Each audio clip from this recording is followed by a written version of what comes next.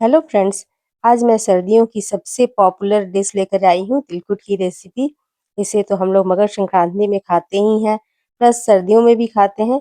जैसे मार्केट में हम लोग कूट कूट कर इस तरह से बनते हुए तिलकुट को देखते हैं ना, आज बिल्कुल उसी तरह से हम लोग घर पर बनाएंगे और बहुत ज़्यादा स्वादिष्ट बनेगी। और इसके बनाने में बहुत समय भी कम लगता है, मात्र 10 मिनट में हम इसे बना सकते हैं। मार्केट से भी अच्छी आप गजक घर में बना सकते हैं। आइए मैं इसे तोड़ कर दिखाती हूँ। देखिए कितनी सॉफ्ट बनी है और खाने में बहुत ज़्यादा स्वादिष्ट बनी है। तो चलिए शुरू करते हैं इसकी रेसिपी। इसके लिए मैं 250 ग्राम तिल ले ली हूँ। इसे बनाने के लिए व्हाइट वाली तिल लीजिएगा और इसे अच्छे से हमें लो फ्लेम में भून लेना है। मीडियम से लो फ्लेम में भूनेंगे और तब तक भूनेंगे कि जब तक यह हल्की सी गोल्डन ना हो जाए। जब हल्की सी गोल्डन हो जाएगी और सारी तिल भी डबल हो जाएगी फूलकर, गैस ऑफ कर देंगे और जब ये थोड़ी सी ठंडी हो जाएगी तब इसे हम पीस लेंगे। और थोड़ी सी मैं इसमें से निकाल के रख ली हूँ और इसे दरदरा पीसेंगे, बहुत ज़्यादा बारीक नहीं पीसना है। देखिए इस तरह से दरदरा पीस गई है। तो अब इसकी चाशनी बनाते हैं गुड़ की। जितनी हमने तिल ली है उतनी ही गुड़ भी ले लेंगे। 250 ग्राम तिल लिए हैं तो 250 ग्राम गुड़ भी ले लेंगे और थोड़ी सी पानी डाल करके इसका हम चाशनी बना लेंगे। जब तक गुड़ की चाशनी बन रही है तब तक हम बटर पेपर को ग्रीस करके रख लेते हैं, क्योंकि आगे का काम हमें फटाफट से करना है।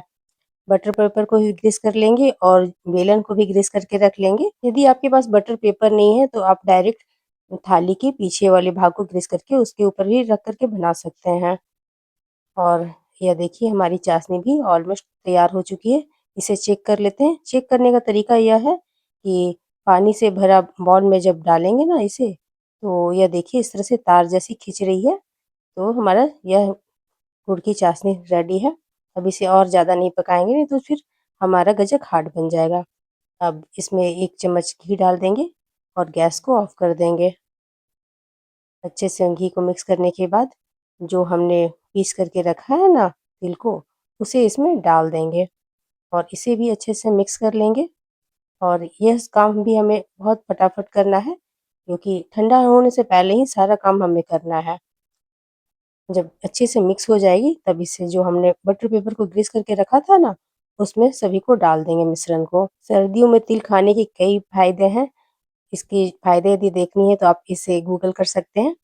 अब इस तरह से अलटते पलटते हुए सभी तरफ से बेलन से इस तरह से पीटते जाना है। इस तरह से करने से होगा क्या कि यह काफ़ी सॉफ्ट बनेंगे। चारों तरफ से अलटते पलटते हुए जितनी अच्छी से इसकी पिटाई करेंगे उतनी ही अच्छी और सॉफ्ट बनेगी और दांतों में भी बिल्कुल नहीं चिपकेगा। जब अच्छे से सब तरफ से इस तरह से पीट पीट करके हम सॉफ्ट कर लेंगे तो उसके बाद फिर चॉपिंग बोर्ड में इसे पलट देंगे। चॉपिंग बोर्ड को मैं ग्रीस करके रख ली थी और इसे फटाफट हमें इसे बेल लेना है, क्योंकि थोड़ी देर भी इसे छोड़िएगा तो यह फिर जमने लगेगा। और बेलने के बाद फिर इसके ऊपर हम थोड़ी सी कटी हुई पिस्ता डाल देंगे। यह बिल्कुल ऑप्शनल है, यदि आपके पास पिस्ता हो तो डालिए, नहीं तो इसे स्किप भी कर सकते हैं।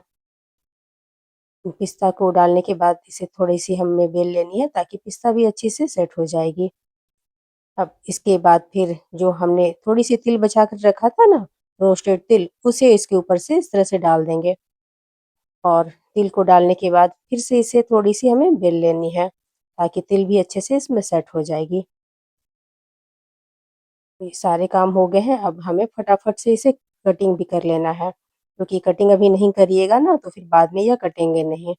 तो अपने पसंद की शेप में आप इसे कट कर सकते हैं। मैं स्क्वायर शेप में इसे कट कर रही हूँ। यदि आपको डायमंड शेप पसंद आती है तो डायमंड शेप में भी आप इसे कटिंग कर सकते हैं।